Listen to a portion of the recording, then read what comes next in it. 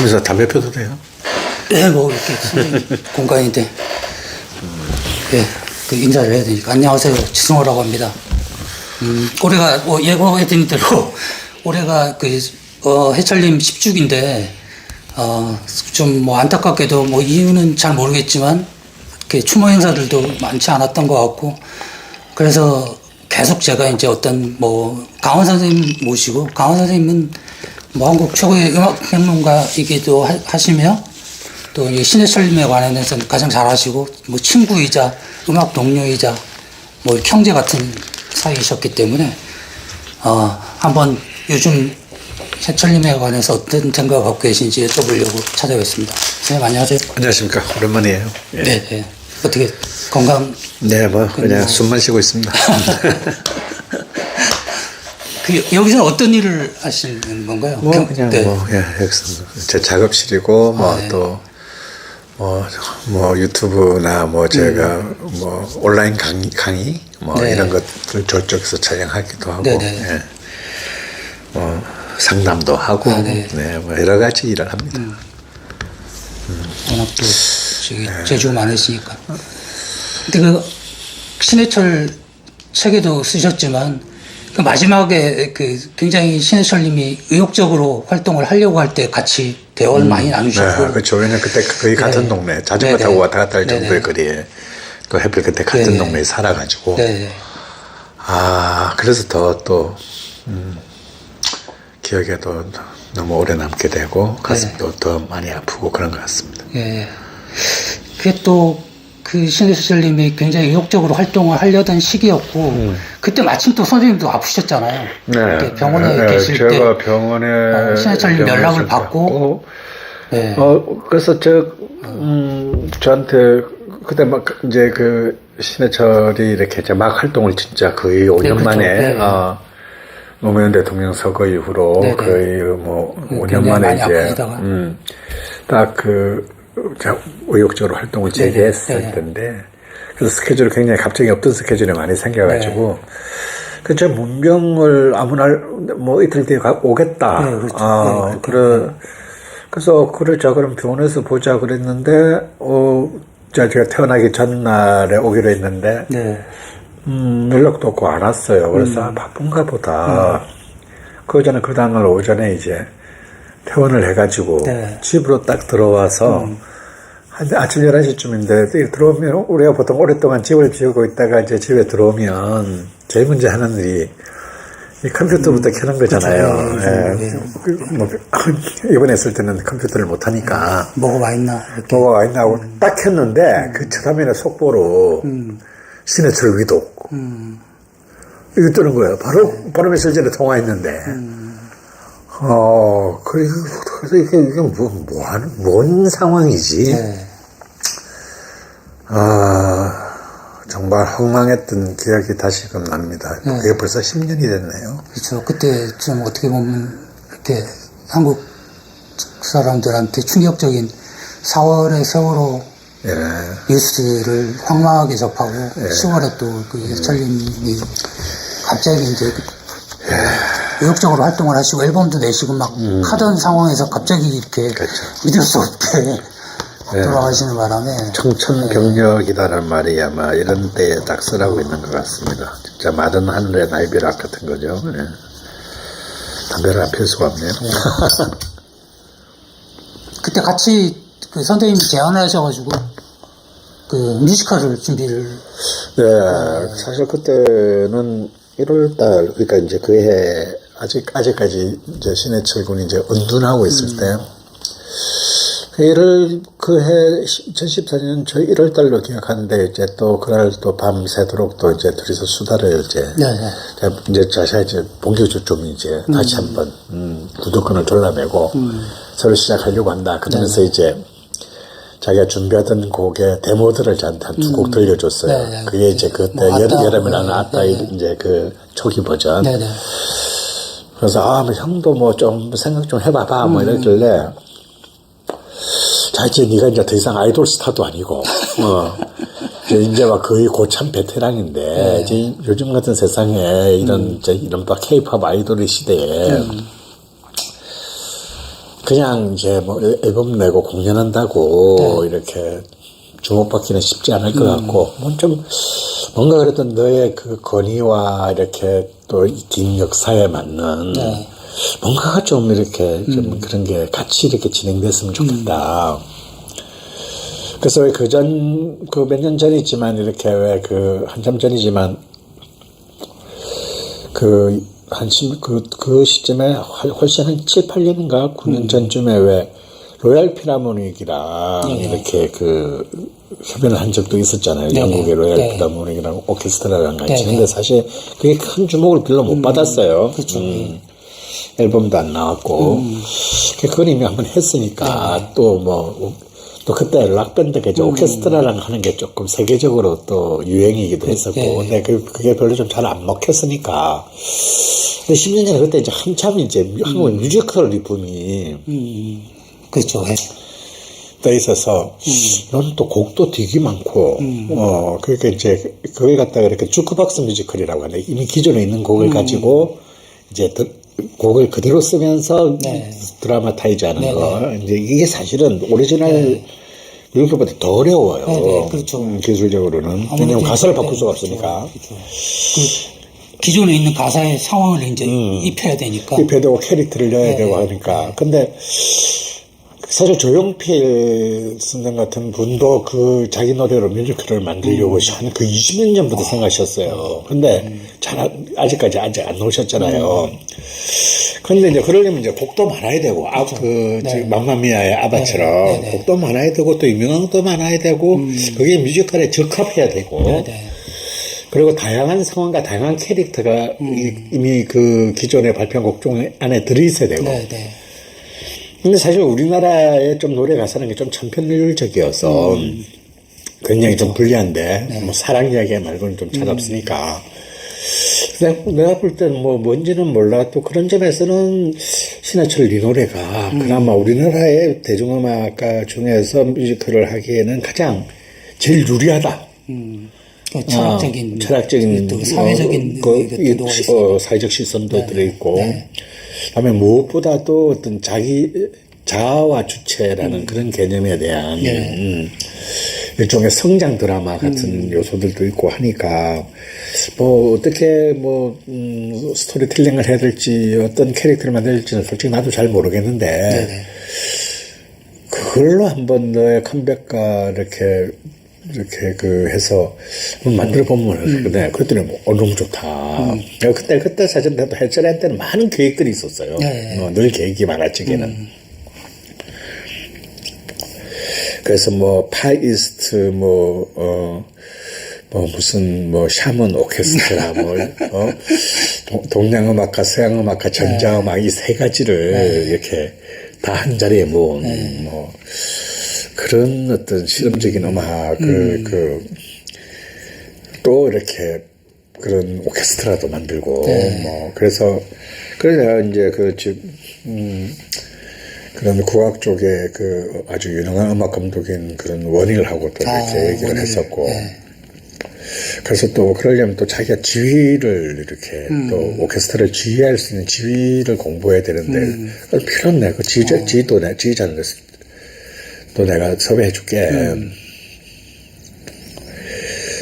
하여튼 그런 식으로 해서 하여튼 우당탕탕탕탕탕 이제 그게 끝에 제일 재밌는 거잖아요. 우리가 여행 가면 별로 재밌는데 여행 가기 전에 계획 세울 때가 재밌는 것처럼. 비행기표 예매하고. 그렇죠. 그래서 이제 계속 이제 왔다 갔다 하면서 저기 분당에 있었던 자기 작업실이랑 또 수지에 있던 저희 집이랑 이렇게 왔다 갔다 하면서, 1월 달부터 여름까지 이제 그 앨범 이제 싱글 발표하기 이제 EP 앨범으로 나왔죠. 네 곡 들어있는 그때까지 이제 그 얘기를 하다가 이제 본격적으로 이제 방송도 이제 출연하고 이제 막 한참에 전 또 입원을 했고, 그러다가 이제 그런 일이 갑자기 일어나가지고 모든 일이 이제 만사휴이가 됐죠. 그게 참, 우리가 이제 아바의 맘마미아가 히트를 해서, 이렇게 좀 쉽게 생각할 그래서 사실은 어마어마한 밴드가 많은데 이게 그렇게 기억나는 뮤지컬이 없다는 것 자체가 어떤 그 가수들의 노래만 갖고 그렇게 뮤지컬을 만든다는 자체가 그만큼 어렵다는. 굉장히 그렇죠. 뭐 퀸의 노래들을 가지고도 뮤지컬에 나온 적이 있고 했는데 사실은 아바의 그 마마미아, 그러니까 이제 그 맥킨토시 사단이 만든 그 말고는 주크박스 뮤지컬 중에서 아직까지도 이제 무대에 올려져 공연되는 경우가 거의 없죠.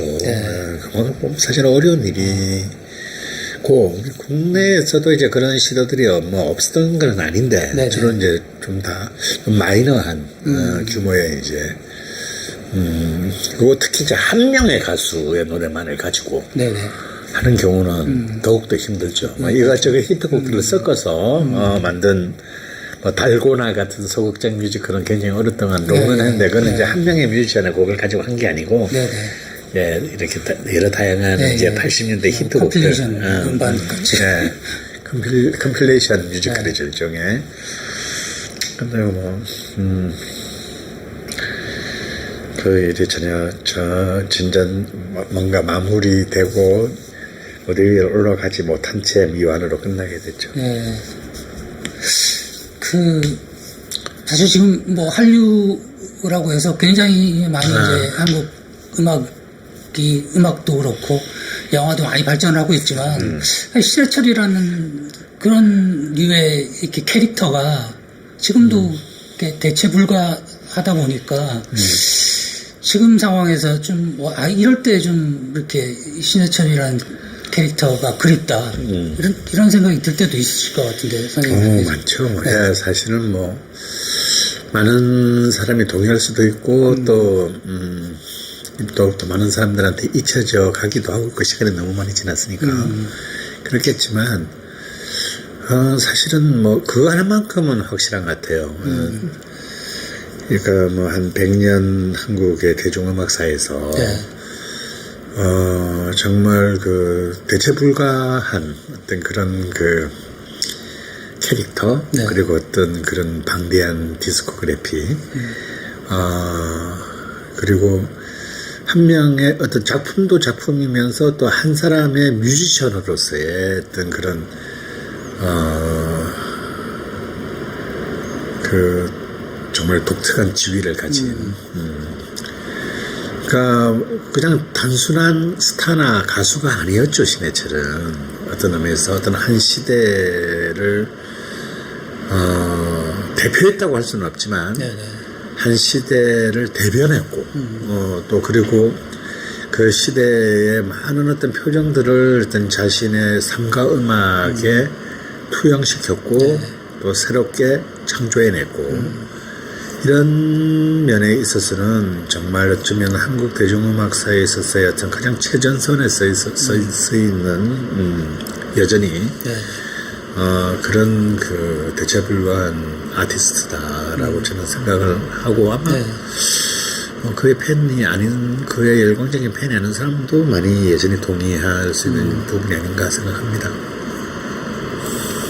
그리고 뭐 이렇게 최근에 뭐 이렇게 어떤 촛불 집회라든지 이런 집회에서 서는 뮤지션들도 많지만 또 신해철이라는 캐릭터를 대체할 만한 또 그런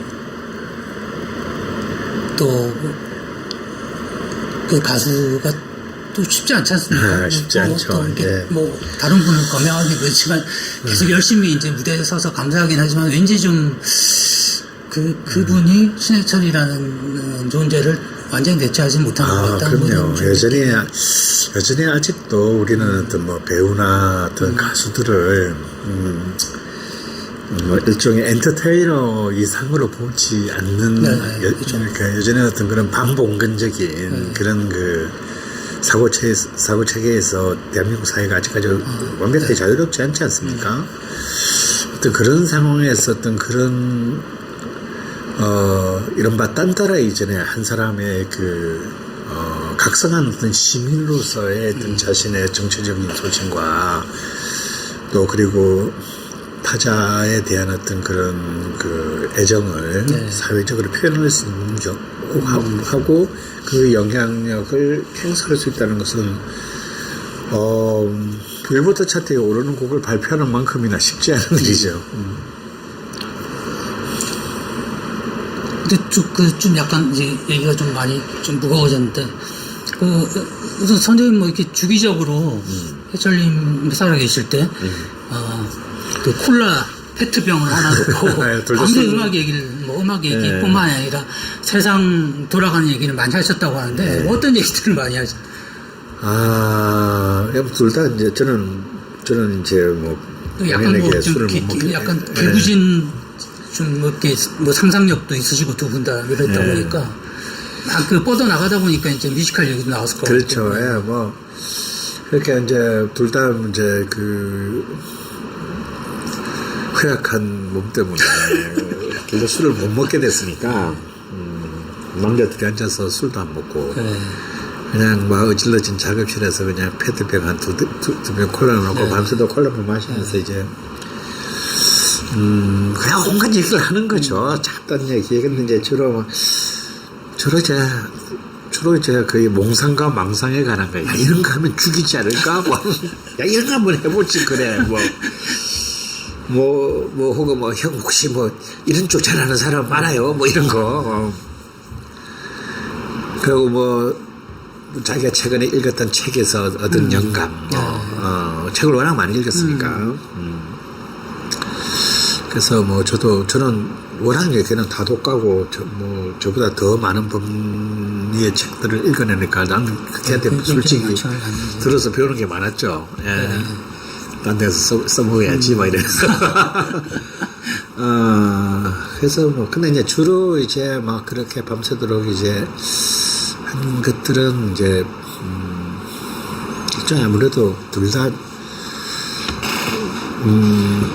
뭐라 그럴까, 기획적인 어떤 감수성들을 갖고 있으니까, 뭘 하면, 이때의 시점에서 혹은 미래의 어떤 시점에서 뭘 하고 있어야 될까. 네가 예술가로서 어떤 것들을, 또 성취할 것인가. 어차피, 아주 젊을 때 해철이가 말했던 것처럼 자기는 환갑이 되어서도 백발이 성성한 머리로 그 무대에서 밴드와 연주를 하는 그런 모습을 보여주고 싶다라고 얘기를 했으니까. 그리고 이미 이제 이런 소녀팬들의 인기를 먹고 사는 그런 아이돌은 아니니까. 한 사람이 이제 점점 시간과 함께 성숙하게 발효되어 가는 그런 완성된 예술가로서의 모습을 보여줄 수 있는 그런 것들은 어떤 게 있을까, 이제 이런 얘기들을 주로 많이 했던 것 같습니다. 그리고 이제, 또 좀, 사실 그때만 하더라도 자각하지 못했는데, 해철이가 떠나고 난 뒤에 제가 신해철에 대한 추모 책을 쓰면서도 보니까, 이렇게 저렇게 걔랑 90년대부터 걔가 데뷔한 직후부터 걔가 떠나기 전까지 같이 한 일이 너무 많더라고요. 실제로 같이 한 일들이. 그래서, 야, 내가 친구랑 이 일들을 이렇게 다 했나? 이런 생각이 들 정도로.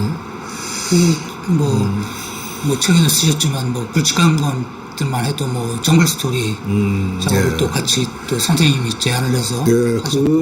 그것이 아니었으면은 이제 그 명작들이 탄생할 수 없었겠죠. 영화는 망했지만.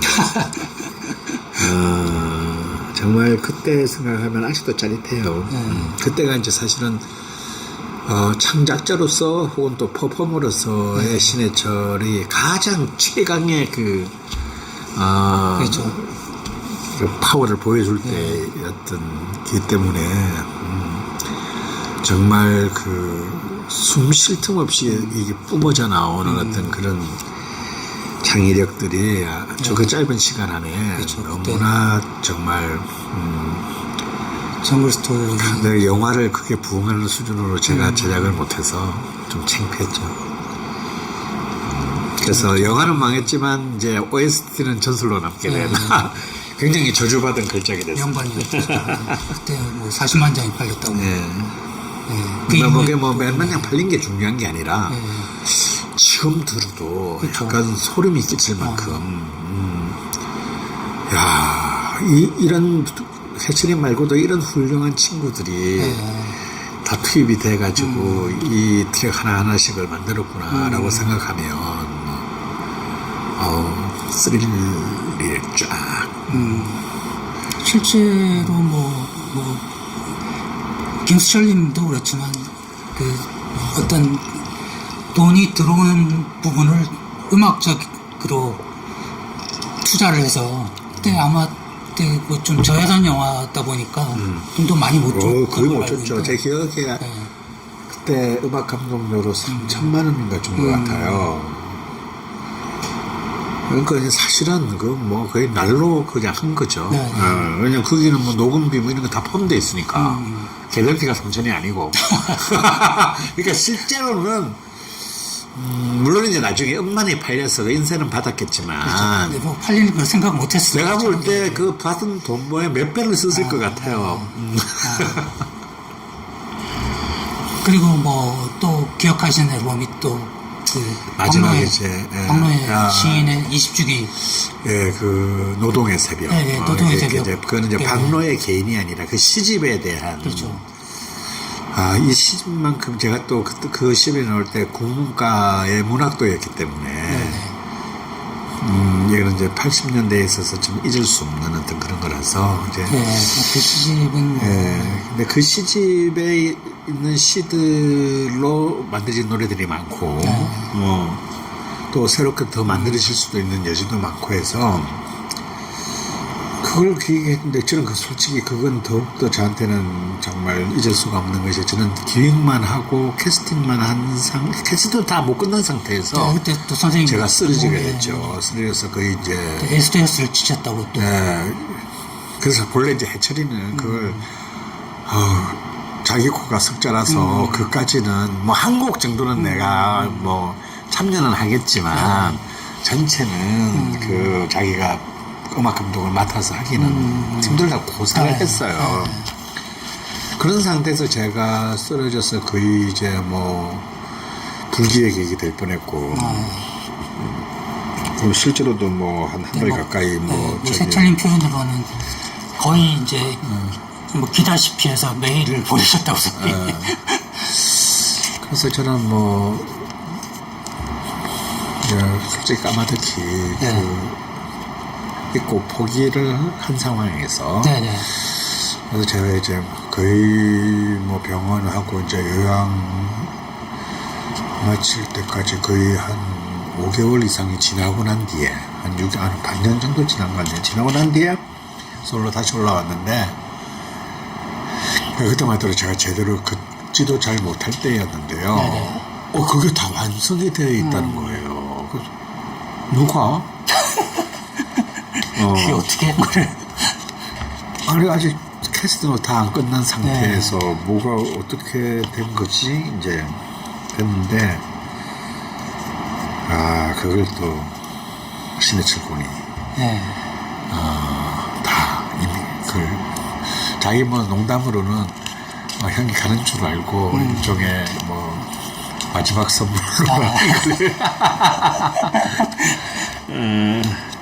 유작으로 이렇게 남겨주려고 그랬다고 농담했는데 그때가 제일 기억에 남습니다.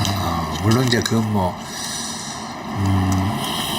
나중에 이제 월드스타가 되는 싸이도 참여를 해서 싸이도 참여해가지고 이제 그 넥스트랑 같이 콜라보도 했었고 물론 이제 그런 상업적으로 팔릴 수 있는 그런 음반은 아니었기 때문에 아시는 분이 거의 없을 겁니다만은 저는 그 장면이 사실은 제일 기억에 남고 그럼에도 불구하고 어쨌든 그 굉장한 많은 또 본인의 어떤 여러 가지 시간과 에너지를 투입해서 그렇죠. 거의 반전을 아마 그게 다 썼을 테니까요. 그러니까 정말 너무너무 개인적으로 미안하죠. 그렇다고 그런 돈을 줄 수 있는 상황도 아니었는데 실제로 못 줬고요. 그리고 이제 물론 또 그 전에 이제 사실 자유라는 이제 페스티벌이 있었는데 그 표현의 자유 이제 제가 헌법재판소에서 승소한 이후에 이제 검열이 사라졌지 않습니까? 90년대, 그렇죠. 1990년대. 그때도 사실은 신해철 그리고 넥스트의 그 힘이 굉장히 컸어요. 그게 아니었으면은 그렇게 파괴력 있는 그런 열정적으로 이렇게 그 기획과 실제 무대까지 참여하지 않았으면 그럼 마지막은 역시 이제 노무현의 또 추모 이번에 참여한 거 거의 같이 한 거죠. 그걸 생각하면 더 좀 가슴이 아프지. 원래 정치적 발언을 어떻게 보면 정치적 발언이라고 해서 좀 사회적 발언을 많이 했던 가수인데 정치적 발언을 하게 된 이 계기가 이제 노무현 대통령 이제 2002년 그게 이제 본격적인 걸 텐데 그게 또 어떻게 보면 선생님이 제안을 해서 제가 꼬셔가지고 제가 참 그 싫다는. 그래서 사실은 저는 그냥 뭐 어차피 제가 그때도 이미 2002년 시점에서도 해체를 잘 알았기 때문에 아무리 자기가 사회적인 영역에 관심이 많다 하더라도 그 아들아 정치만은 하지 마 이런 소리까지 만들었지 않습니까? 그러니까 이제 그건 내가 안 할 거라고 확실히 생각했어요. 근데 이제 그때 당시 노무현 그 캠프의 상황이 너무 안 좋았을 때 뭐 어떻게든지 좀 도움을 주고 싶은데 그러려면 좀 대중적인 영향력이 있고 있는 친구가 특히 문화 쪽에서 지지 방송에서 그걸 뭐라 그래 지지 연설이라 그러나 지지 연설 지지 연설을 해주면 좋겠다고 하는데 그걸 할 수 있는 사람이 누가 있겠어요. 지금도 힘든데 해철이밖에 없죠. 그래서 저는 만들 거라 생각하고 큰 기대를 하지 않고 이제 바로 해철을 그 당시 경배동에 살고 있었는데 집에 가서 자 했는데 네가 뭐 안 할 거라면 생각하지만 그래도 해줬으면 좋겠는데 어떨까 그랬더니 뭐 바로 안 한다고 그러더라고. 그래 뭐 다음 날 또 전화를 근데 그래서 저는 뭐 저도 깨끗하게 풀고 뭐 그걸 억지로 시킬 수 있는 일이 아니잖아요. 그렇죠. 제가 뭐 엄청난 부담 나중에 원망을 그 솔직히 그거 해서 대체 도움이 될 게 하나도 없는 걸 저도 잘 아는데 자살행위일 수도 있고요. 이익이 될 거는 하나도 없고 간단하게 말해서 이제 대한민국 땅에 반을 적으로 돌리는 행위네. 그래서 어쩌다 그래 그러고 저도 결국 났는데 갑자기 다음날 나와서 하겠다고. 그래서 한 가지만 약속을 달라고. 뭘 절대 무슨 원고를 주면서 이렇게 하지 마라. 자기가 하고 싶은 말만 하겠다. 오히려 써달라는 게 아니라 본인이 내가 하고 싶은 말을 할 테니까. 그거는 내가 바라는 바다. 그래서 사실 그 촬영 때도 이제 제가 같이 따라갔었는데 그건 대본에 없는 거예요. 지가 하겠다 그랬으면 이게 또 시간도 맞춰야 되고 그렇잖아요. 뭐 이런 스크립이 있어야 되는데 그래서 뭐 네가 한다고 해서 우리 준비 하나도 안 하는데 뭐 대본 없나 그랬더니 없는데요 그러는 거야. 그래서 그 순간 이걸 어떻게 하지 왜냐면 이제 앞에 이제 프롬프트를 이렇게 띄워주잖아요. 이렇게 얘기할 거니까 하면 이제 물론 이제 카메라를 보면서 얘기하지만 그 카메라 옆으로 프롬프트가 쫙 올라갔거든요. 그래서 그 프롬프트 없이 촬영한 거예요. 그것도 한 방에. 그래서 제가 하여튼 타고난 연설가. 그리고 이제 굉장히 화제가 됐죠. 그 연설이. 근데 뭐 캠프 쪽에서는 좀 뭐 이렇게 약간 조마조마했었겠네요. 뭐 무슨 말 하지? 근데 뭐 생방은 아니니까 다행히. 녹화. 그래도 뭐 녹화를 한번 뭐 방송국에 뜨고 나면 뭐 이렇게 다시 편집하자고 할 수는 없을 테니까. 그러니까요. 그렇죠. 뭐 한다 해놓고 저 사정상 뭐 나갈 수 없습니다. 이럴 수는 없으니까요. 그게 기억에 남습니다. 근데 또 신철님이 건강 이슈가 생긴 게 어떻게 보면 노무현 대통령 사고 후에 이제 좀. 사실 그 전부터 계속 좀 안 좋았어요. 좀 안 좋았었는데, 이제 그때 좀 엎친 데 겹친. 저는 이제 멘탈까지 이제 막 확 이제 무너졌죠. 그래서 정말 그 다작가가 그 노무현 대통령이 떠나는데 3년 동안 단 한 곡도 쓰지 않았으니까요. 그리고 이제 3년 동안 한 곡도 쓰지 않고 그 방에만 있다가 처음으로 쓴 곡이 바로 이제 노무현 추모곡을 그걸 쓰면서 이제 본격적으로 다시 이제 돌아올 준비를 시작한 거죠.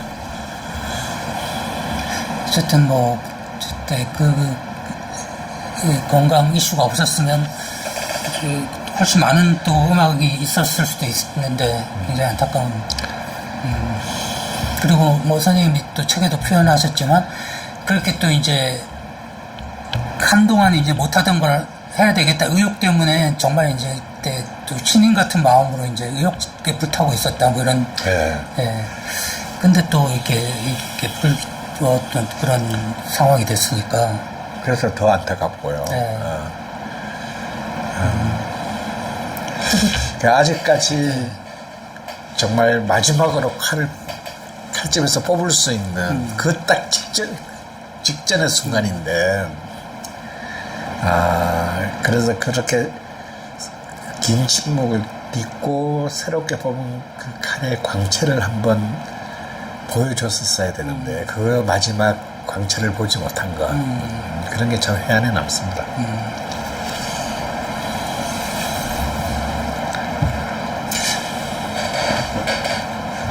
근데 이제 외국하고 좀 이렇게 우리가 문화적으로는 굉장히 좀 어떻게 보면 자부심을 가질 만큼 한류가 이제 이렇게 세계적으로 퍼진 부분도 있지만 예전에 우리가 있었던 기존의 어떤 문화인들이나 스타들에 대한 게 대접이나 추모가 좀 부족한 게 아닌가. 이를테면 좀 뭐 퀸이나 이런 밴드에 대한 영국 사람들의 어떤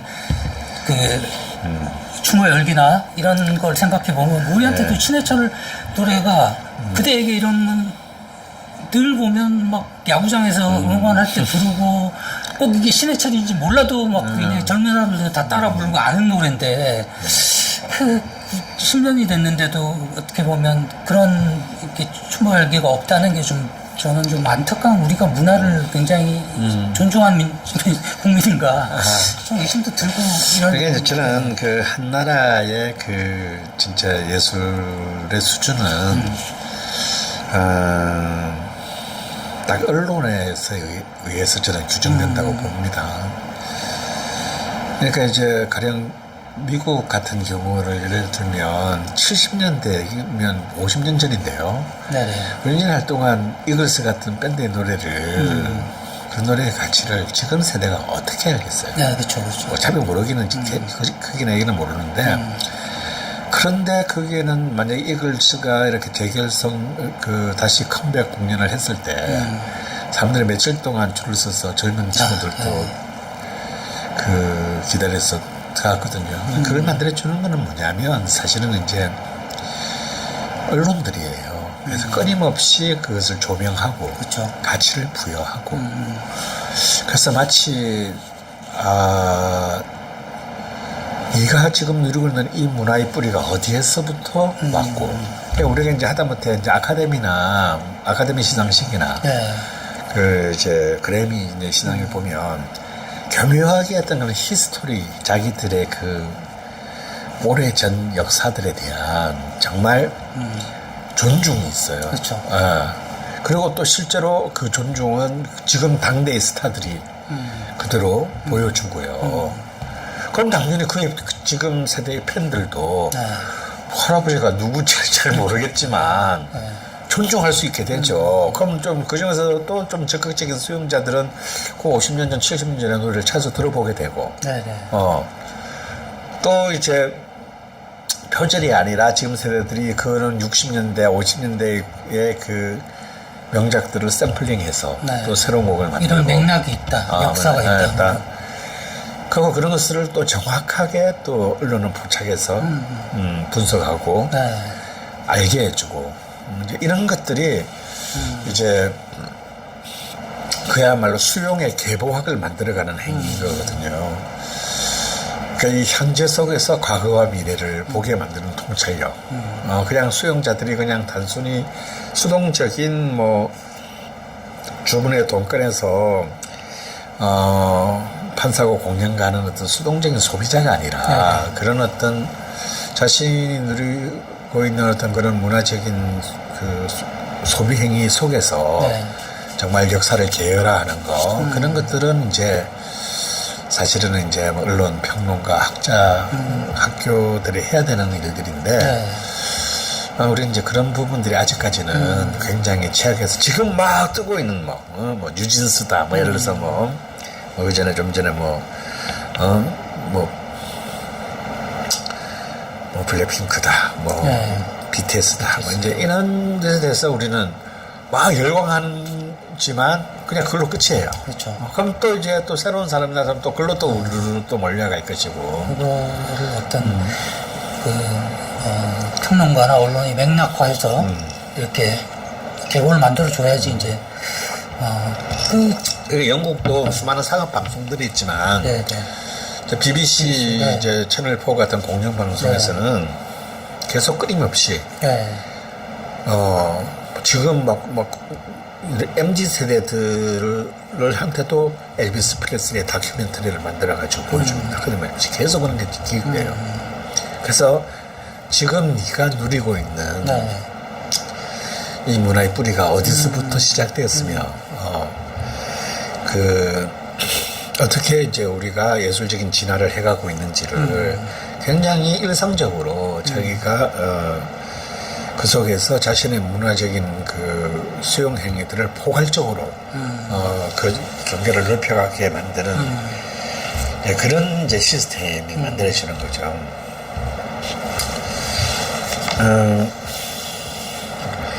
사실 밥 딜런이 1960년도 데뷔했는데 몇 년 전입니까? 근데 그가 끊임없이 이제 계속 지금도 현역 가수고 그리고 뭐 또 그 사람이 아마 95년이 자기가 데뷔한 지 35년이 될 때까지 넘버원 히트곡도 없었던 사람이에요.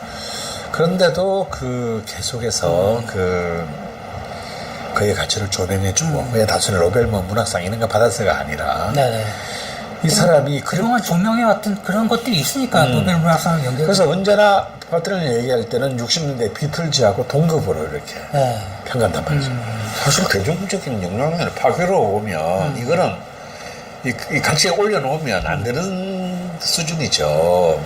그렇죠. 인기도나 이런 걸로 봤을 때는 그건 뭐 모욕이죠, 모욕. 그렇지만 그 밥 딜런이라는 존재가 있음으로 해서 또 세계의 대중음악사는 굉장히 새로운 어떤 지성적인 지평을 확보할 수 있게 되었고 또 그것이 그 뒤에 많은 뮤지션들한테 직접적인 혹은 간접적인 영향을 미쳐왔고 이것이 또 우리가 당신들이 누리고 있는 음악 문화를 풍요롭게 만들었고 이런 것이 이제 끊임없이 이제 그런 역사적인 재평가들을 통해서 그의 가치를 박제화시키는 게 아니라 계속 현재화시키는 거죠. 근데 원 선생님께서 이제 언론도 말씀하셨는데 이게 또 정치와 연결이 되는 거지 않습니까? 얼마 전에 또 이게 화제가 됐던 뒤끝 김민기라는 다큐멘터리를 SBS에서 만들었는데 사실 SBS라는 상업방송이 그런 걸 하는 이유는 그게 스테이션 이미지를 제고하는 데도 도움이 되고 실제로 시청률이 어느 정도 또 많이 나왔을 겁니다. 부분이 있지 않습니까? 근데 보면 이제 오히려 그런 걸 해야 될 공영방송사 사장을 자꾸 이제 정치인들이 자기 입맛에 맞는 사람 바꿈으로써 이게 이상한 것들을 하니까 이제 우리가 자꾸 뭐 방송은 공기다. 공영방송이다 이런 얘기를 하는데 사실은 전혀 공영방송이 아닌 거죠. 근데 그럼 공영방송이 이제 그런 시청률을 쫓지 않고 해야 되는 일들이 있단 말이에요. 그런 것들을 이제 하게 해주고 또 그런 걸 통해서 끊임없이 이제 계속 현재와 과거와 미래를 서로 대화하게 만들어주는 그런 이제 좀 보다 더 이렇게 격을 가진 문화를 만드는 사명이 이제 미디어에게 있다라고 하는 거고요. 근데 이제 뭐 그런 것은 꼭 이제 뭐 지상파 방송이나 이런 것에 기대하면 안 되고, 네, 이제 그렇죠. 또 세상 패러다임이 바뀌었으니까, 그러면 이제 인터넷이라든지 SNS나 이런 그 새로운 미디어, 뉴미디어 환경 안에서 또 이제 그런 컨텐츠들이 어떻게 이제 계속해서 지속 가능한 발전을 할 수 있는 생태계를 만들어야 되는데, 이제 우리가 그런 부분이 굉장히 약해요. 가령 예를 들어서 미국 같은 경우에는 아마 뭐 우리 지선 선생님도 잘 아시겠지만 미국은 공영방송이 없는 나라잖아요. 그렇죠. 네. 그런데도 이제 워낙에 이제 이 시장이 네. 크고 네. 저변이 넓으니까 제가 음악만 하더라도 allmusic.com 같은 그런 데이터베이스 사이트가 있단 말이죠. 그 안에 들어가면 정말 모든 뮤지션들과 모든 역대에 나왔던 모든 음반들 곡들에 대한 모든 리뷰들이 쫙 들어있어요. 그래서 지금 애들 바로 딱 검색해서 바로 접근 가능한. 네. 근데 그게 뭐 그렇게 뭐 큰 상업적인 어떤 뭐 그런 가치를 내는 무슨 뭐 쇼핑몰도 아니고 아무것도 아닌 그냥 정말 정보들만 모여져 있는 굉장히 고급의 정보들이 모여져 있는 그런 건데, 이제 그런 것들이 이제 왜 미국이 이제 대중문화와 문화산업을 이제 지배하는가를 보여주는 어떤 이제 반대 증명의 사례들이죠. 그냥 단순히 뭐 스타들이 많이 나와서 시장이 넓어서 시장이 커서 그들이 이제 그런 문화적 권력을 가지게 된 것은 아니다라는 것을 보여주는 건데, 사실 그런 것들은 이제 우리는 이제 공공의 영역에서 해야 되고, 그래서 제가 이제 노무현 정부 때부터 그런 거를 자꾸 뭐 때려 부수고 건물 짓고 이런 거 하지 말고, 아니 뭐 공중전 만들면 뭐합니까 지방에는 컨텐츠. 아니 지방에는 뭐 어차피 인구도 계속 줄고 있고 젊은 애들 없는데 3,000석짜리 오페라 극장을 왜 지어요? 누가 온다고? 근데 보면은 이제 뭐 제가 그때도 이렇게 막 지방 무슨 아시아 문화 중심 도시 사업이니 뭐니 하는데 보면은 뭐 다 요거 같다. 무조건 완전히 이제 제가 이렇게 제 식으로 말하면 그냥 문화 공구리 사업. 무슨 문화는 뭐 전부 다 때려 부수고 그러니까 건물 짓는 거 무슨 시설 만드는 거, 사회적 기반 시설을 문화적으로 만드는. 우리 이미 있는 것을 활용하는 것만으로 충분해요. 근데 중요한 거는 휴먼 인프라고 더 높은 것은 사실은 이제 컨텐츠 인프라죠. 이런 것들을 이제 만약 우리가 저 그때는 아직까지 한류가 거의 뜨기 훨씬 전이었잖아요. 노무현 때는. 그렇죠. 그냥 미국이나 일본 정도의 이제 드라마가 좀 터지는 정도. 그리고 막 동방신기가 이제 일본에서 좀 뜨고, 보아가 일본에서 차트에 오르고 그럴 때인데, 제가 그런 제안을 했어요. 당시 정부에. 우리가 미국에는 올뮤직닷컴이니 이런 것들이 있다면, 우리나라에서는 적어도 아시아 음악 TV를 만들어 보자. 그래서 전 세계에 어떤 사람이든지, 그래서 그것도 한국어뿐만 아니라 일본어, 중국어, 영어 이런 정도가 서비스되는. 그래서 전 세계에 이런 아시아 음악에 관심이 있는 사람이 이탈리아에서건 아프리카에서건 여기에 들어와서 검색하면 그 모든 것들이 우리가 또 이런 건 되게 빠르지 않습니까? 그렇죠.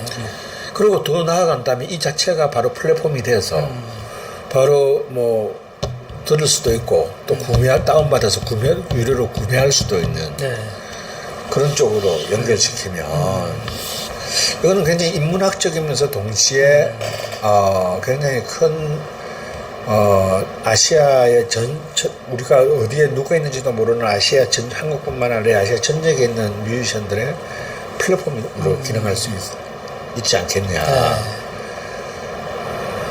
근데 무슨 좌파건 우파건 그 좀 마인드가 문화적인 마인드가 그 무슨 소리인지 이해를 못해요. 큰 돈이 드는 것도 아닌데. 그러니까 여기는 고작 한다는 소리가 그건 민간이 해야 되는 거 아닙니까? 뭐 이런 거예요. 민간이 미쳤다고 그런 짓을 하나. 자기 돈 들여가지고. 그 해철님 얘기로 돌아가보면 해철님도 늘 이제 얘기했던 게 누굴 뭐 이제 아이돌을 씹는 에너지만 갖고는 변화가 있을 수 없다라고 하면서 인디 진영을 계속 소개하고 좋은 걸 보여주자 뭐 이렇게 했었던 노력이 있었고. 그래서 있었죠. 네, 고스트 스테이션을 통해서도 했었고 또 실제로. 좀 약간 뭐 이렇게 완전히 성공을 거두지는 좀 못했던 것 같고 선생님도 이제 계속 그런 이제 아까 말씀하셨듯이 제안하고 기록을 남겨놔야 되고 대중음악 연구소 같은 걸 통해 가지고 어떤 걸 아카이브 해야 된다라고 계속 얘기했는데 그게 좀 안 돼 왔던 게 그러니까 제가 농담으로 그런 얘기를 하는 겁니다. 그런 이것이 어떤 뭐 신호철 개인 저희 개인의 노력으로 이게 되는 게 아니고 그게 이제 그 시대에 그 사회가 가지고 있는 이제 인식의 수준과 그것이 이제 바로 반영된 거라고 보는데요. 옥시는 얘기 하나 해드리면 1950년대에 동아일보를 보잖아요. 그때는 이제 조선동아 이게 이제 쌍병인데 중앙일보도 없었던 시절. 그걸 보면 팝송은 문화면에 신문의 문화면에 있어요. 근데 한국의 대중가요, 한국의 노래는 문화면에 없어요. 오락면에 있어요. 그때는 뭐 정치면 살면 이렇게 문화면, 오락면 이렇게 돼요. 팝송이나 근데 한국 영화는 문화면에 있어. 또 뭐 영화는 또 이렇게. 그 웃기지 않습니까? 근데 우리가 말하는 가요, 한국의 대중음악은요 문화면에 못 끼었어. 오락면에 있어요. 그래서 이제 제가 농담으로 하는 말 있죠. 문학계 영화판 가요 바다. 그러니까 똑같은 이제 이런 그 문화산업의 영역 안에도 이런 이제 위계 질서가 있는 거예요. 이게 지금으로부터 70년 전엔 1950년대 얘기가 아니에요. 지금도 아직은 그래 뭘 그런 거를 아카이브를 해서 뭐 하시게 뭐 이제 이런 생각들이 있는 거예요. 무의식적으로. 무의식적으로. 이번에 또 G-드래곤이 카이스트에 무슨 교수가 됐나 이렇게 했더니 또 뭐라고 따라가 이런 얘기들이 있던데 아직까지 그런 인식이 좀 많이 부족하다 뭐 이런. 그래서 이제 참 그런 데서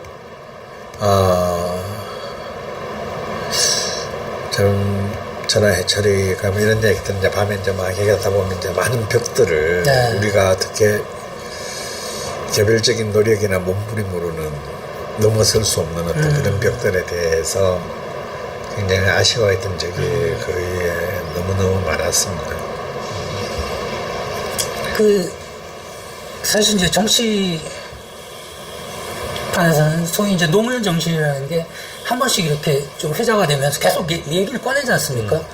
사람들 얘기를 꺼내면서 노무현 정신 우리가 살리자 뭐 이렇게 얘기하는데 저는 또 뭐 이렇게 이렇게 문화 쪽에서 또 신해철 정신이라는 게 또 있을 수 있고 그 유산을 이렇게 좀 우리가 계승해가지고 어떤 그걸로 발전시킬 필요가 있는데 그 선생님 같은 분이 하셔야 될 것 같은데 그거 어떻게 해야 된다라고 그런 부분. 저는 이런 것이 그냥 뭐 단순히 어떤 개인의 노력이나 어떤 개인의 성공, 이제 지금으로 안 되고 이제 사실은 이제 정치인들도 이제 한류가 뭔지 다 알아요. 그렇죠. 다 아는데 이것을 한국의 국가 비전으로 연결시킬 수 이제 국가의 어떤 정책적 비전으로 연결시킬 수 있는 지금 그 단계에 지금 가냐 마냐. 그러니까 해철이랑 저랑 막 농담했던 시절에서 지금 10몇 년이 흘렀단 말이에요. 그때는 이런 얘기들을 무슨 국가의 정체가 저 얘기한다는 것 자체가 우리가 바보들이야, 미친놈들이고. 근데 지금은 이제 이 사람들도 이게 뭔지는 알아요. 그렇죠. 우리가 이제 세계적인 이제 글로벌 스탠더드가 되어가고 있으니까. 그런데 이제 이거를 이제 구체적인 이제 진짜 먼 미래로까지 닿을 수 있는 이제 지속 가능한 발전의 정책 비전으로 연결되고 실제로 이른바 액션이 일어나야 되는 거예요. 근데 이제 이게 가장 어렵습니다. 그러니까 이제 가령 예를 들면 이런 거예요. 미국이 언제부터 문화 강대국이 된 것 같아요. 미국은 완전 그 동네 양아치들이 만든 나라잖아요. 저는요, 누가한테 이 질문하면 저는 이렇게 대답하겠습니다. 경제 대공황 때 뉴딜 정책부터 미국의 문화가 세계를 지배할 루즈벨트의 정책. 그 사실 우리 뉴딜 정책하면 완전 나라가 망해가지고 애들 막 굶어 죽고 막 이러니까 무슨 뭐 댐 공사 뭐 사회 간접 자본 시설 올려가지고 뭐 빼공사인데 해가지고 사람들 먹고 살게 하고 막 국가 계획 주도 경제로 간 걸로 알고 있잖아요. 근데 1933년에 그 좀 정책들을 보면 놀랍게도요 문화 정책이 굉장히 많아요. 그러니까 당연히 묵고 살기인데 무슨 예술가들은 묵고 살기는 더 없어졌을 거 아니에요. 근데 그때 루즈벨트 민주당 정부가 그 예술가들을 지원하면서 야, 너 연극해? 연극 계속해. 계속해. 음악해? 음악 계속해.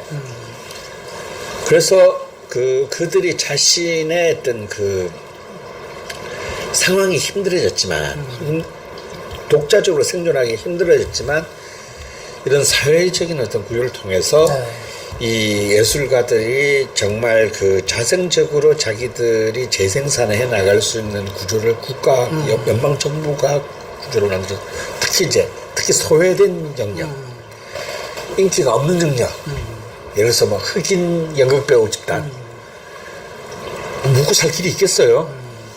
이런 사람들. 문화적 인프라를 통해서. 걔들이 결국은 나중에 2차 세계대전을 지나고 하면서 이제 미국의 문화 콘텐츠가 세계를 지배하게 만드는 굉장히 밑변에 그걸 만들어낸 거예요. 결국 미국이 이제 뭐 무기만이 아니라 할리우드나 뭐 디즈니, 그렇죠. 뭐 콜라 이런 걸 통해서 세계를 지배하는 것처럼 그 사람들이 그런 철학을 가지고. 근데 우리는 그때 기껏 김민기에 나온 것처럼 김민기 선생 같은 분들이 하는 일을 국가에서 안 하고. 그래서 이제 김민기 형 혼자서 해낼 수 있는 일은 불행하지만 너무 작고 힘들다라는 거예요. 그리고 그분이 만약에 이제 그만두시게 되면 끝이에요. 저도 학전을 계속 살리고 싶었지만 뭐 솔직히 말하면 제가 그 책임질 능력도 없고 어떻게 그걸 갖다가 지난 30년간 끌어온지 잘 알기 때문에 그런 마음을 가지신 분들은 돈이 없고 네, 그런 겁니다. 근데 이제 예를 들어서 그때 해철이라는 얘기는 이제 제가 실제로 정말 한번 해보려고 했던 게 있었어요. 제가 그래도 한 4년쯤 그 이재명 경기도지사 시절에 제가 경기문화재단 대표를 하면서 경기도에는 이제 그 31개의 시군이 있는데 그 중에서 제일 열악하고 작고 제일 힘든 곳 중에 하나가 동두천시예요. 그런데 이제 미군 부대가 다 평택으로 옮기면서 더욱더 이제 더 기반이 완전히 폭삭 내려앉은 도시입니다. 그나마 미군으로 지탱되던 그게 이제 명감이 있는데 그냥 아예 그냥 마음만 담아버린. 그러니까 이제 정말 힘든 도시. 저는 이것을 문화적으로 어떻게 길을 만들 수 있지 않을까. 그래서 저도 사실 연구 용역도 시키고 해서 사실 저도 막 고민을 했는데 지금 사실은 그 해철이가 그렇게 꿈꾸었던 그 인디에 그게 지금 이미 다 해체되고 없잖아요. 그렇죠. 지금 뭐 인디 진영도 뭐 홍대 다 없어졌죠. 이 젠트리피케이션 때문에 사실 홍대의 가치를 올렸는데 굉장히 제일 기여한 사람이 인디신인데 그들이 제일 먼저 쫓겨나게 돼요. 그래서 이제 다들 이 사람들이 어디로 쫓겨났나 봤더니 다 경기도로 쫓겨난 거야. 이 홍대가 저 살기가 너무 비싸니까. 해서 쫓겨나서 이제 다 이렇게 파편화돼 버린 거죠. 그러니까 이제 먹고 살기도 힘드니까 다른 노동을 하면서 이제 네. 해야 되는. 그래서 제가 계산을 해봤는데, 필드싱을 한 1000명 정도를 먹여 살리는데 돈이 그 생각보다 많이 안 들더라고요. 그렇죠. 그래서, 막 사치하고 하는 사람들이 아니니까. 그렇죠. 이 동두천에는 이제 이렇게 그 미군이 남기고 간 그 비어있는 부대들이 많아요. 작은 부대들. 제가 그 부대를 하나를 제가 경문화재단에 살까 했어요. 사가지고, 거기에는 자체 내인이 뭐 공연할 수 있는 공간도 있고, 숙소도 당연히 그런 데 다 있어야 그 되니까. 사람들이 가졌던 문화가 또 있고, 식당들도 다 있고, 야외 공연도 있고요. 그리고 이렇게 뭐 헬리콥터 경납장 같은 데는 클로로 만들면 죽여요. 그게 다 남아있거든요, 건물들이. 네. 그래서, 잘 활용하는 거죠. 거기서, 야, 이거 다 모여서, 그냥 니들은, 그냥 하고 싶으면 계속해. 먹여주고, 돈도 줄게. 사실 있잖아요. 동두천시 하면 우리는 굉장히 심리적으로만 도시인데요. 서울에서, 서울에서 지하철 한번 타면 가는 도시입니다. 사람들이 그걸 몰라요. 전철 한 번에 갈아타지도 않고 갈 수 있다라는 걸. 근데 우리는 그게 뭐냐, 심리적인 거리가 물리적인 거리보다 더 먼 거예요. 뭐 강남 사람들 강북 가기 힘들어하고 그런 거 그렇죠. 그러니까 근데 사실은요, 그 동두천에는 클럽이 문 닫은 클럽에, 비어있는 클럽이 한 50개가 넘게 있어요. 그러니까 너희들은 금토일은 먹여 살려줄 테니까 무조건 하고 싶은 대로 해서 뭔 지랄을 하시든. 그래서 그냥 공연만 해. 처음에 아무도 안 와도 좋아. 엄청 넓을 테니까 시끄럽다고 그럴 사람도 없을 거고, 구경하러 가는 사람만 있으면 그런 거죠. 근데 실제로요, 우리 저번에 이태원 참사 났던 무슨 축제입니까? 할로윈 데이 있잖아요. 그거 어디서 시작하면 이태원이 아니고요. 동두천에서, 보산동에서 제일 먼저 시작한 거예요. 근데 그때 이미 있잖아요. 벌써 몇 년 전이야. 제가 처음 부임했을 때 2018년이니까 그 18년 할인데요. 3만 명씩 왔어요. 젊은이들은. 그러니까 컨텐츠가 있으면 온다니까. 그러면 돈을 얼마 안 들이고 주말에 우리 옛날에 홍대 놀러 갔듯이 뭐 홍대에 우리가 왜 갔습니까? 돈이 없으니까 갔지. 그때는 돈 있는 애들은요 홍대 안 갔어요. 그러면 돈을 얼마 안 들이고 거기 공짜로 다 볼 수 있다는데 거기 가서 노는 거예요. 그러면 젊은이들이 모이면 뭐가 만들어지게 돼 있어요. 안 모이니까 안 만들어지는 거지. 그러면 여기에서 그래서 제가 동두천 시장도 설득하고 그래가지고 합시다 이거. 우리도 낼 수 있는 최대한 낼게요. 근데 못했어요. 안 됐어요. 왜냐하면 국방부가 협조가 안 돼.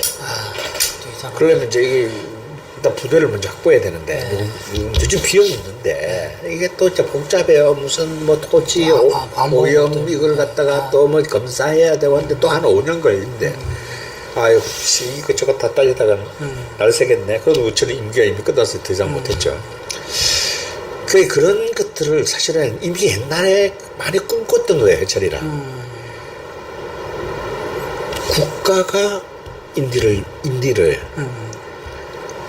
직간접적으로 양성할 수 있는 구조가 있다 분명히. 그리고 요즘 다 디지털화 돼 있어가지고 옛날에 아날로그 시대 때는 음반 하나를 발표하려면 굉장히 많은 비용과 시스템이 들었어요. 요즘 지방에서 다 하잖아요. 우리나라 돈 많아요. 그런 시설들을 만드는 거는 공공에서 만드는 거는 그건 돈도 아니야. 중요한 거는 지속적으로 사람이 거기에서 뭔가를 계속 만들어낼 수 있는 사람이 있어줘야 되는 거죠. 근데 뭐가 있어야 그거 가서 살 거 아니에요. 없는데, 그래서 부산영화제가 그렇게 성공을 했지만 부산이 영화 도시가 되는 실패했어요. 네. 왠지 아세요? 그 돈을 4천인가 3천인가 부었는데 실패한 이유가 뭐냐면 결국은 영화인들이 부산에 가서 살지를 않았기 때문이야. 그게 가서 살아야 되는 거거든요. 그렇죠. 거기서 이제 술도 마시고. 그렇죠. 술도 마시고 일도 하고. 그래야지 이제 사람들이 또 그 사람도 구경하러 가고. 이렇게. 근데 이제 그래서 그때 막 그 어마어마한 뭐 후반 작업 시설들 했는데 네. 그런 엔지니어들이 안 오는 거예요. 그러니까 이제 이렇게 결국 그래서 그때 제가 그 부산 영화제를 성공을 기반으로 부산을 영화 도시로 만드는 기획들이 좌절하는 걸 보면서 중요한 건 사람이다. 사람들을 살게 해야 된다. 그렇죠. 건물 짓는 거 소용없다. 그리고 이제 또 이런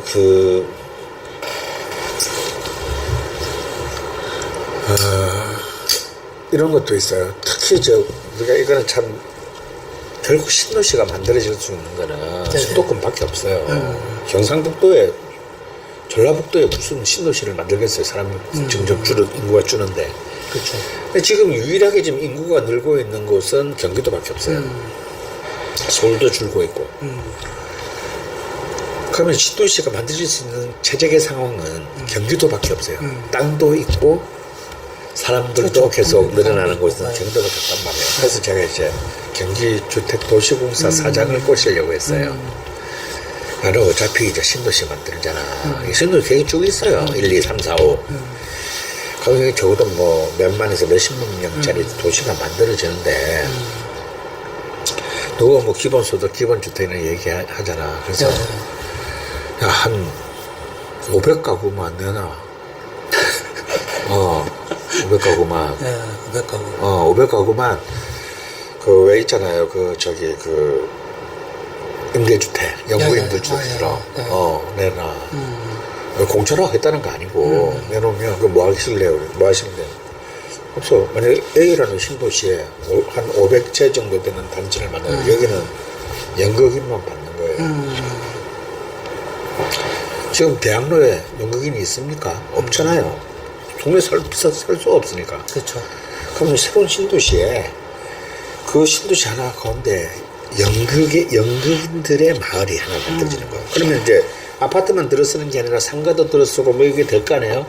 그럼 그 상가의 지하 공간들은 예를 들어서 뭐 20년 뭐 분할을 해가지고 전부 다 공공 소극장 한 20개 만들고 돈을 만들어요.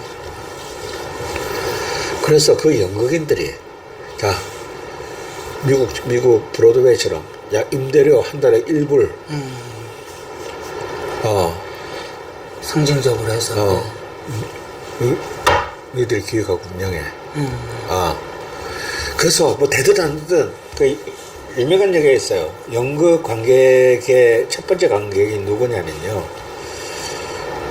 같은 연극 하는 사람들이에요. 그렇죠. 일반인들은 잘 안 가니까. 근데 그 사람들 한꺼번에 모여 있잖아요. 그렇죠. 지들끼리 옆에 사람 연극 보고 이 사람 또 저 옆에 사람 연극 보고 빙빙 도는 거예요. 그렇게 장이 만들어져야 돼요, 처음에. 그러다 보면 그 옆동에 사는 일반 시민들도 저 무슨 연극 한다는데 뭐 이렇게 우리 한번 가볼까? 가는 거예요. 그래서 또 뭐 1년에 한두 번씩 또 뭐 연극 뭐 페스티벌 같은 거 하고 그러면 또 외부에서 또 연극 좋아하는 매니아들이 좀 몰려오겠죠? 그렇게 해가지고 그것이 선순환 구조를 만들어가야 하는 거예요.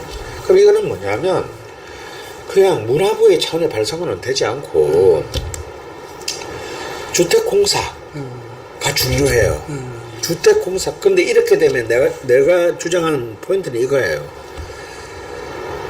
나 이런 점에 해철이가 참 뛰어나다고 생각하는데 해철이 옛날에 그런 말 했거든요. 그래서 그걸 가지고 그 유저를 내가 한번 실현해 보려고 했던 건데 형 도시의 가치를 규정하는 게 뭘까? 지금은 뭐 큰 회사, 대기업이 들어오고 하는 거지만 나중에는 분명히 예술가들이 그 도시의 가치를 규정하게 될 수도 있다.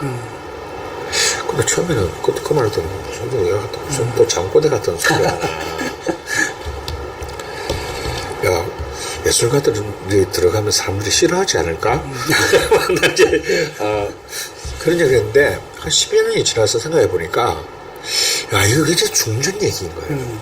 나도 물론 금지할 수는 없지만, 제가 이제 설득한 논리는 그런 거예요. 만약 신도시를 가면 그 신도시의 가치가 높아져야 되잖아요. 네네. 그래야 유지가 될 거 아니에요, 도시가.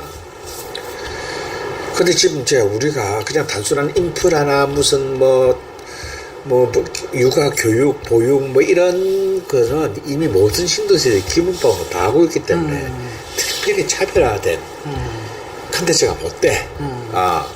뻔하잖아요. 교통, 육아, 교육. 그리고 도심 내, 신도시 내 녹지시설. 그 뿐인데, 여기에 예술의 향기를 하나씩 심자 그 도시마다. 그게 그 도시의 가치를 끌어올리는데, 21세기에는 결정하게 될 거다. 어차피 콘크리트 수명 60년에서 100년밖에 안 돼. 그러면 그 도시의 가치를 지속적으로 이어갈 수 있는 것은 콘크리트가 아니고 그 안에 그 도시에 담겨 있는 예술의 역사의 흔적이다. 안 먹히더라고요. 처음엔 좀 들어주는 척 하다가 이래서 한다고 저래서 한다고 이래서 한다고 결국은 이제 제가 신도시의 예술가들의 그 주거 단지를 만드는 데는 실패했는데 이런 식의 시도들이 있었는데 이거는 정말 불행하지만 지금 이 수도권에서 밖에는 할 수가 없는 거예요. 그렇죠. 일단 서울과 접근성도. 이렇게 되면 잘못하다가 이제 그 수도권에 이제 그 수도권 중심화가 더 강화되는 데 기여하게 될지도 모르지만 근데 이제 이런 것들이 이제 점점 더 이제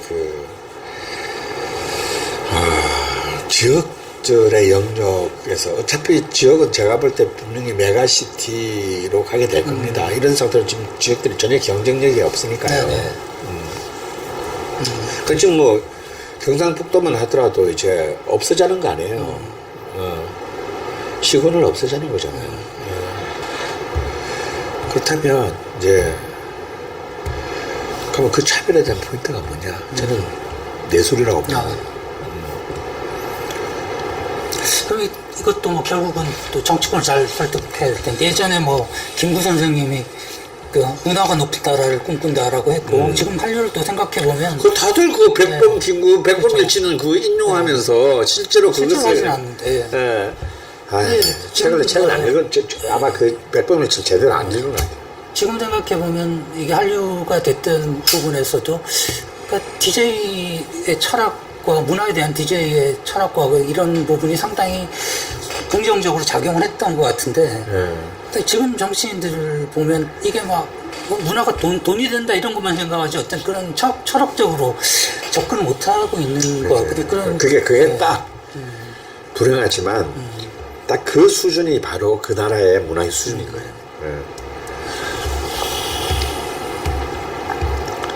그 책의 선생님이 이제 그 하늘이라는 노래인가요? 그 좀 특별하다. 그 박노 시인의 시를 가지고 이제 만들었던 싸이엘하고 이제 넥스트가 같이 했던 콜라보했던 노래죠. 근데 그 외에 또 해철님 노래 중에서 선생님한테 좀 특별하게 기억되는 노래들이 역시 이제 정글 스토리에 쓰인 노래들이 아무도 저한테는 제가 그때 당시에는 이제 영화의 기획자이자 제작자로서는 정말 잊을 수가 없는. 그때 김원준 원장님하고 지금 저 영상자료 원장님이시죠? 좀 영화적으로 의견이 좀 달라가지고 갈등이 있었다고. 그래서 정말 정말 힘들었는데 그래서 사실 그 영화가 촬영이 시작되는 순간까지도 음악 영화인데 음악 감독이 정해지지가 않았어요. 저하고 생각이 달라가지고. 근데 이러다가는 완전히 그때 제 생각으로는 이러다 영화 진짜 망할 것 같다. 결국 망했지만. 그래서 어떻게든 음악 부분이라도 제가 어떻게든 그 뭔가 하여튼 채워놔야 되게 같은데 그래서 뭐 할 수 있는 사람 신해철밖에 없는데 근데 그때 신해철의 인기는 또 넥스트에서는 뭐 탑인데 야 이 돈 가지고 그걸 하겠냐 이게 아무도 기대를 그 안 했던 거죠. 그때는 또 신해철이 그 당시에는 회사 소속이었어요. 저 대형 기획? 대형 AV 그 소속이었기 때문에 더욱더 상황이 좀 힘들었습니다. 그래서 저는 뭐 그냥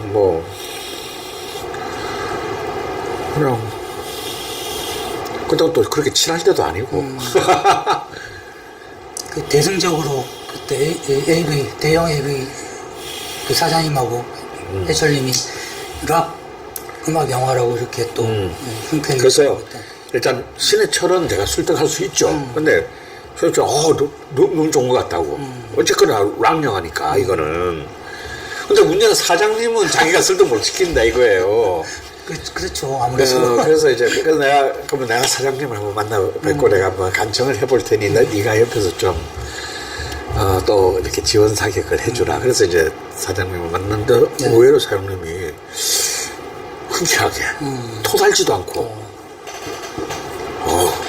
잘해보시라고. 그때 좀 뭐가 되려니까 될 때는 그렇게 되더라고요. 그래서 좀 낭만이 있었던 거예요. 낭만이 있었죠 그때는. 진짜 낭만이 있었어요. 지금은 뭐지, 장난하세요 이런 소리 한다. 움직이면 돈이 얼만데 개념이 아니고. 아니 반나절짜리 행사비도 안 되는 돈 가지고 와가지고 하자고 좀 장난해요 그러겠지. 근데 또 결과적으로 또 아주 명반이 나와서 또 음악 판매도 잘 되고 했으니까. 원래 그 두 분이 친해지게 된 계기가 처음에는 인터뷰 때문에 그때 신해철님이 음악에 관련해서 이렇게 얘기하는 인터뷰 처음 했다고 그러면서 이제 좋아하셨다고. 맞아요. 선생님 인상은 어땠나요? 그때 처음에 딱 신해철 씨 만나봤을 때. 저는 사실은 이제 저도 그때 저도 평론가라서 그렇게 커리어가 많지 않았던 시절이었기 때문에 이런 사람 인터뷰하면 저도 굉장히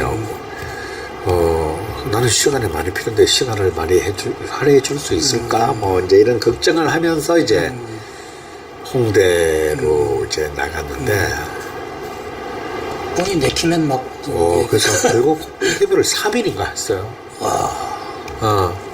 원래는 1시간 반 시간을 내달라 이제 그렇게 시작하는 인터뷰인데 결국은 3일을 아마 하게 된 것 같고. 본인도 막 진짜 오랜만에 음악에 대해서 딱 얘기할 수 있는 기회가 되니까 기분이 아주 그때 엄청 바빴을 때. 엄청 바쁠 때죠. 다 스케줄 미뤄 이러고. 그러면서 이제 아주 좀 굉장히 가까워지게 되는 기회가 그때 됐고. 그때 또 그 친구가 또 DJ로서도 굉장히 유명했잖아요. FM 음악도시. 그래서 거기 또 제가 게스트로 또 나간 적도 있고. 그러면서 이제, 그거 기억나네요. 그때는.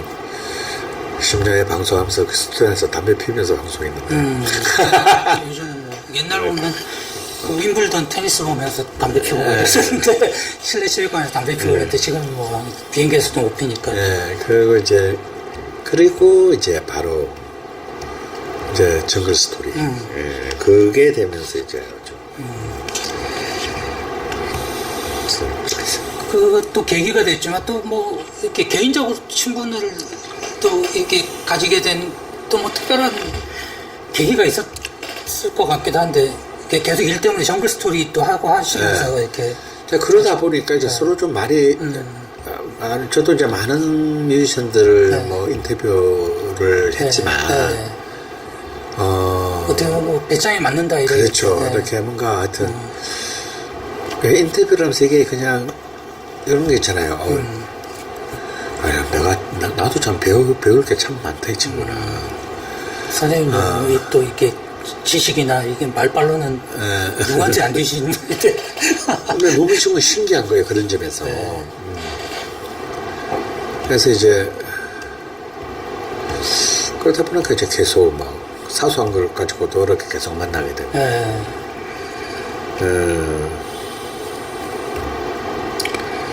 그리고 하다못해 뭐 먹으러 가는데 어디가 제일 맛있어? 뭐 이래가지고 이제 또 이제 같이 뭐 먹으러 가기도 하고. 뭐 드시나요? 주로 조금 하시면. 아니요, 그거는, 근데 이거는 좀 참, 아무리 유튜브지만 얘기가 그런 게. 네, 그런 근데 노크멘트. 가수들이 그때 이제 그 공연이 내려가지고 개고기를 많이 먹었어요. 이거 소리 이렇게 잘 난다고. 또 본식당이라고 하니까 몸에. 옛날이니까. 진짜 옛날이죠. 그래서 좀 먹기도 힘들고.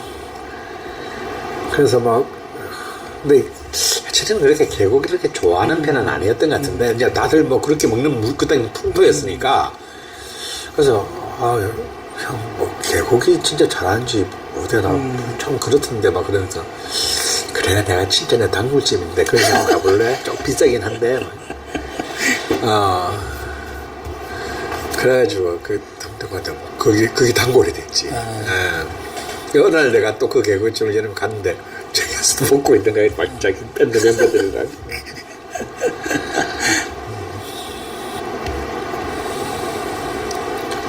만약에 지금 이렇게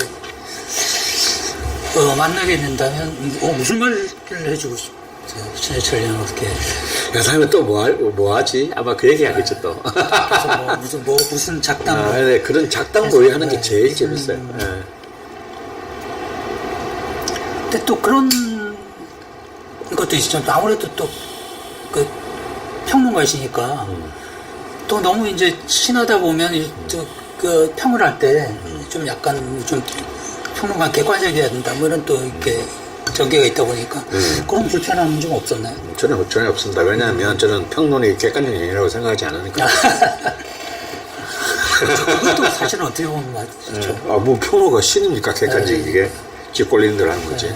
나는 뭐 이렇게 뭐 실제로 뭐 이렇게 다 얘기를 하고 근거를 얘기하고 난 이런 입장에서 이렇게 얘기한다라고 얘기하면 또 저는 미국 언론들은 어떤 당을 지지한다라고 얘기하고 노출표기도 하니까. 그죠. 평론가는 자신의 관점과 입장을 얘기하는 사람이지 진리를 얘기하는 사람이 아니에요. 그거는 학자들이 할 몫이고요. 기자나 비평가는 자기 입장을 주장하는 거예요. 그게 동의해주는 사람이 많아지면 힘이 생기는 거고 무시하는 사람이 더 많아지면 힘이 없어지는 거죠. 근데 제가 한국의 비평이나 언론 기자들의 문제가 뭐냐면 입장이 없다는 거예요. 그렇죠. 이게 무슨 뭐 불편부당 팩트 얘기하면서 자기 입장 없는 거를 그걸 그렇게 포장을 하는 경우도 있는 것 같더라고요. 그러면서 기자는 공정해야 된다. 그 공정의 기준은 누가 정하는데?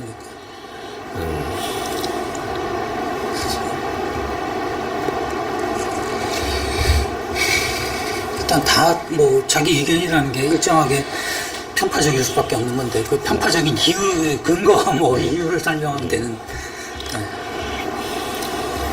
그래서 대중음악 연구소 같은 것도 이렇게 준비한다라고 말씀하셨는데 그건 뭐 어떻게? 그 이제 정말 노무현 때 그걸 갖다가 이제 하려고 했는데요. 네네. 진짜 정말 연구소라는 것이 국책연구소가 아닌 다음에는 돈이 아주 많거나 연구하려면 연구원이 필요하고 연구원들이 지속적으로 연구를 하려면 또 돈이 있어야 되고 근데 그게 한 몇 년 해보니까 너무 운영을 지속적으로 하기가 너무 힘든 거예요. 그래서 다 돈이니까 이게 근데 뭐 인력을 쓰려면 또 이렇게 월급을 근데 이제 문화 이런 부분들에 있어서 이렇게 뭐 용역비라는 게 그 당시 돈은 몇백만 원 뭐 이렇게 하는데 사람은 몇 달 동안 어마어마하게 투입돼야 되는데 그거 받아서 할 수는 없죠. 그러면 이제 민간 사업들을 해야 되는데 그럼 그냥 그 돈 버는 일이잖아요. 그 기업들의 뭐 시장 조사나 이런 거. 그럼 연구소가 그거는 그 기업의 연구소가 할 일이지. 우리가 잘할 수 있는 일도 아니고. 그래서 참 제대로 되지 못했습니다. 그 연구소는 정말 요원한 것 같아요. 그때 참 그러니까 이런 것도 연구소도 이제 말 나온 김에 하자면 네. 그렇게 우리나라에 실용음악가가 많이 생기고 이렇게 하잖아요. 그러면 사실은 이 연구소가 되려면 제대로 되려면 미국 같은 경우를 보면 연구소들은 어디가 담당하냐면 대학이 담당을 해요. 대학이 담당을 해요. 그렇죠. 대학은 또 사회에서 지원을 받아서 또 근데 뭐 우리나라 대학도 돈이 안 되는 분야에서 그런 거를 지속적으로 운영하고 재원과 인력을 투입하는 것에 대해서는 굉장히 인색하죠. 저는 그 다큐멘터리 뒷것 김민기를 보면서 좀 화가 좀 나더라고요.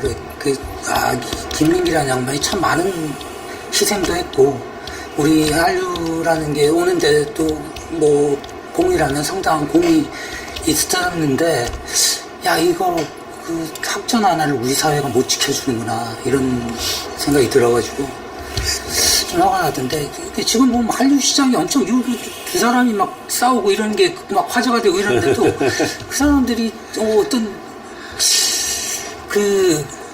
이게 문화 기록이 중요하다는 걸 생각하면 전 그런데 투자도 좀 만약에 그 사람 뭐 다른 정치적 영역에서 안 한다면 자기가 문화인들이라도 문화가 중요하다는 걸 생각이 들면 그걸 좀 투자해야 되지 않나. 그러니까 그때 아카데미 그 상 때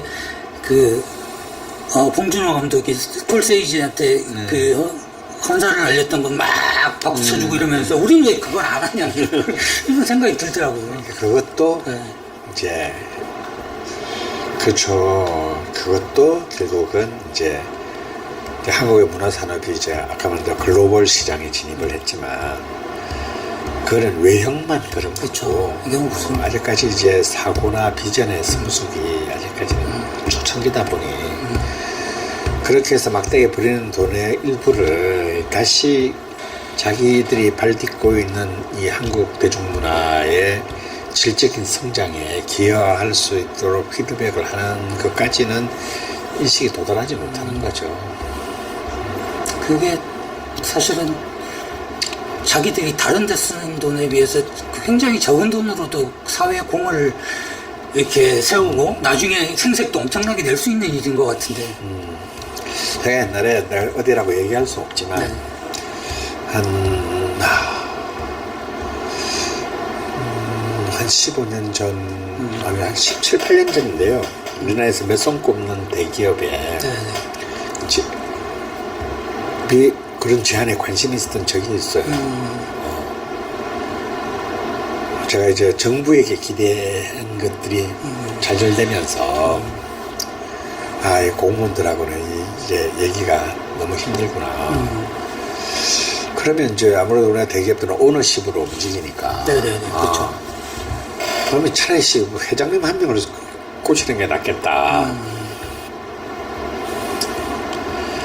그래서 거의 될 뻔했어요. 그런 이제 아카이브를 만드는. 나한테 10년의 시간만 더. 그러면 정말 나중에 만약에 제 생각대로 그게 됐으면 지금 그 회사는 어마어마한 플랫폼을 가지게 됐을 거예요. 그렇겠죠.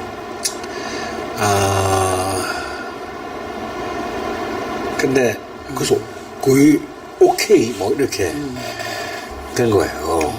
그래서 그때 약간 잠시 이제 이제 제대로 뭔가를 내 평생을 걸고 한번 해볼 수 있는 일이 생기겠다 싶은 거예요. 근데